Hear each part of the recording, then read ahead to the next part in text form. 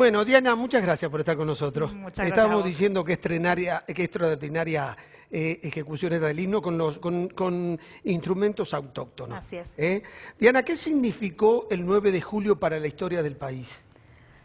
Significó una instancia decisiva, clave, dentro de un proceso mucho más grande que se inicia en 1810 con lo que conocemos habitualmente como el primer gobierno patrio, pero que fue un proceso porteño de autogobierno en el cual todavía se juraba fidelidad a Fernando VII, al rey español, y en donde las voces de los grandes revolucionarios, quizá pensamos en Moreno, que hablaban de emancipación, eran realmente minoritarias.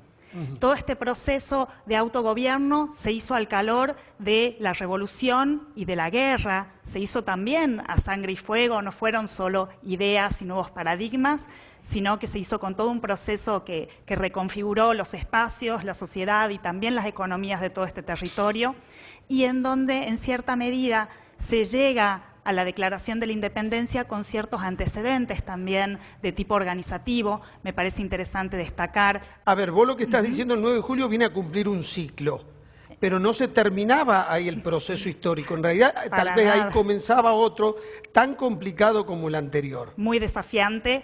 Aparte es un rumbo y un camino histórico lleno de incertidumbres y lleno de posibilidades abiertas. Nosotros conocemos el final de la película, pero justamente los historiadores lo que hacemos es evaluar las distintas instancias y lo que costó este proceso.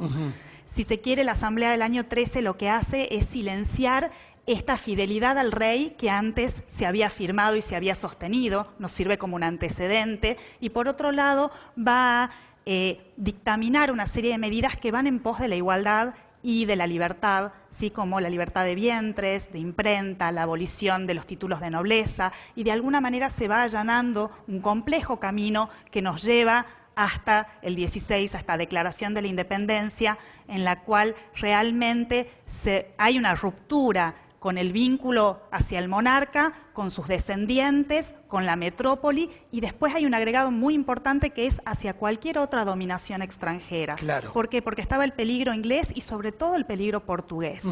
Entonces esta declaración es realmente contundente. Claro, porque viene a cerrar una discusión, definitivamente, pero a partir de ahí comienza entonces el desafío, porque había que darse la forma de gobierno, había que elegir las autoridades. A ver, no había soberanía popular. La conciencia de soberanía popular viene después, y como vos decís, la multiplicidad de posibilidades que había era muy grande. Así es. No era un camino recto donde uno lo encontraba fácilmente. Para nada, lejos de eso, un arduo camino. Bien, el legado que nos deja este Congreso, ¿qué es lo que tenemos que comprender hoy?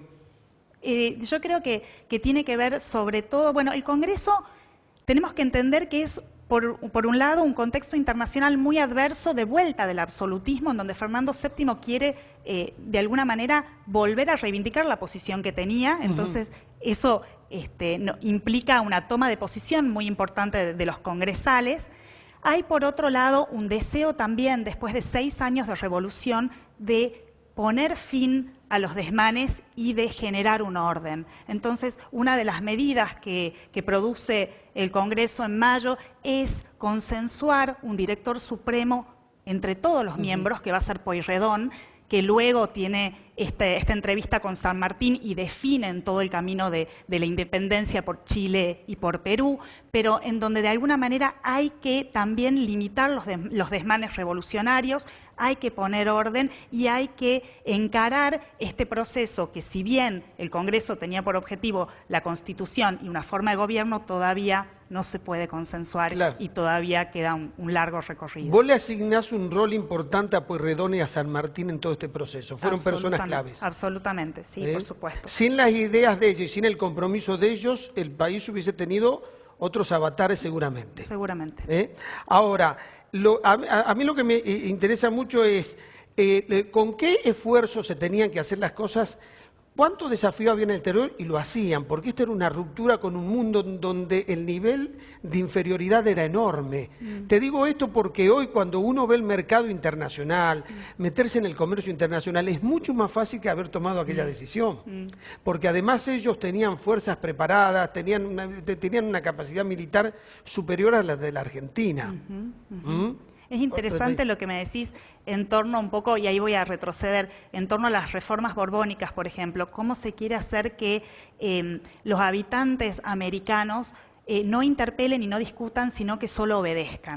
¿No? Entonces, esta me parece que es la clave del proceso revolucionario y de la independencia también, donde hay nuevos protagonismos, donde hay nuevas inserciones, pero donde realmente el proceso es sumamente complejo y dificultoso y donde se va construyendo paso a paso y con muchas idas y vueltas y marchas y contramarchas. Sí, pero como vos decís, el germen de la libertad estaba misericordiosamente distribuido de tal manera que hizo posible esto. Seguro, no, y también lo que implica, me parece que uno de los cambios fundamentales es el tema de las elecciones y el voto. No nacimos votando, aprendimos, digamos, es todo un ejercicio que si lo comparamos con estas monarquías absolutas, con los emblemas de autoridad que se tenían para el momento, es realmente un cambio significativo, un cambio que revierte la soberanía en los pueblos, en donde la elección implica una reasunción de poder por parte de estos nuevos actores que se van haciendo protagonistas. Claro, lo que vos le estás diciendo a la gente, miren,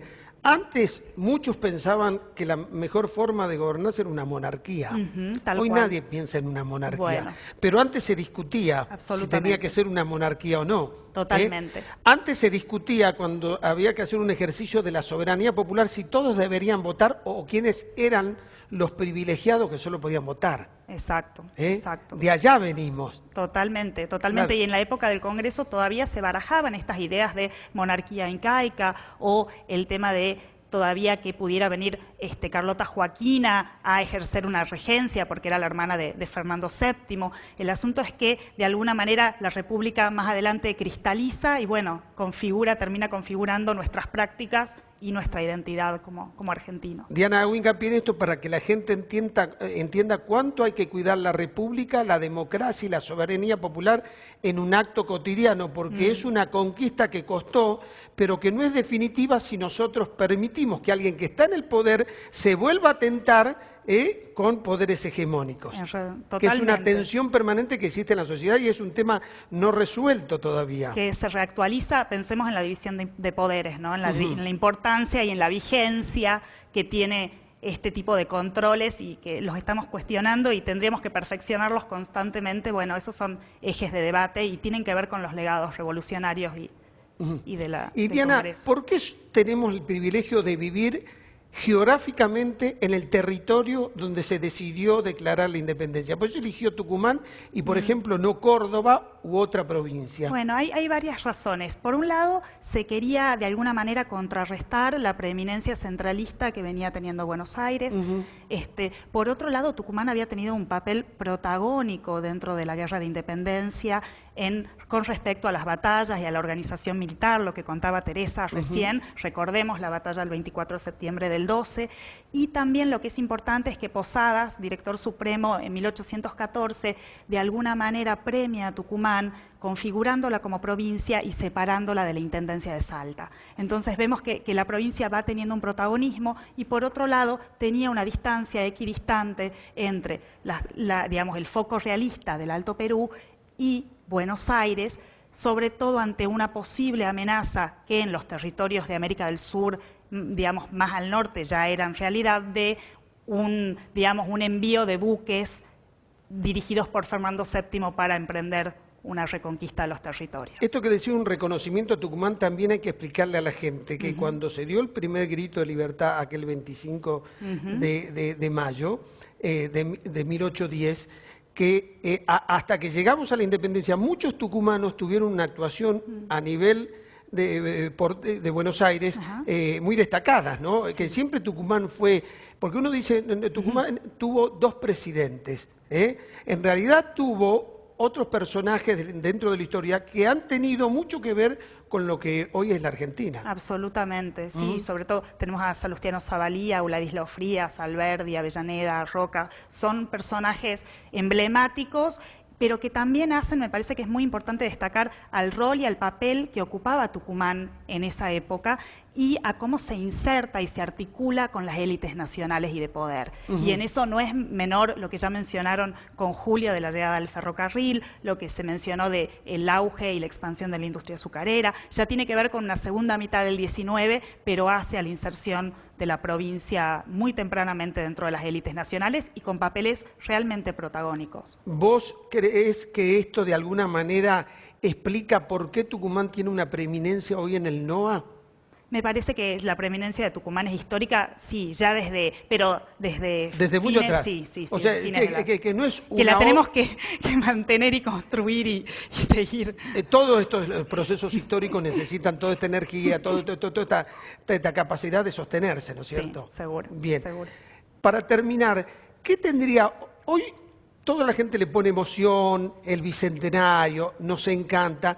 ¿Cuál es la enseñanza? ¿Cuál es el compromiso que deberíamos tener como ciudadanos? ¿Y cuál es la gratitud con aquellos que construyeron esto de lo cual nosotros hoy disfrutamos? Yo creo que tiene que ver con los cuestionamientos, con las rupturas, con el cambio de paradigmas, con perseguir estos ideales de igualdad, de fraternidad, de libertad, que tienen que ver con el pueblo, con algo que sea inclusivo, con un proyecto grande. Si recordemos esos proyectos enormes de Patria Grande, bueno, los podemos visualizar y ver, me parece que tiene que ver con el encuentro sin idealizar, porque fue un proceso conflictivo, digamos, que llevó a muchas disidencias, pero que en cierta medida se fue construyendo con el tiempo. Entonces yo creo que también merece una reflexión el lugar de las dirigencias hoy, el compromiso de las dirigencias, ¿sí? Digamos, cómo abordan las problemáticas y hacia quién se dirigen las políticas públicas hoy. Me parece que hay mucho por repensar. Me parece que si algo tenían claro los congresales era de dónde venían, quiénes eran y hacia dónde había que ir. O no sé si lo tenían claro, pero se encargaron de discutirlo y de proyectar y de generar acciones que fueran hacia ese camino. Entonces, esa es la deuda, me parece que como ciudadanos tenemos que Me parece interesante y yo adhiero esta actitud constructiva, vigilante, insomne permanentemente en la nación.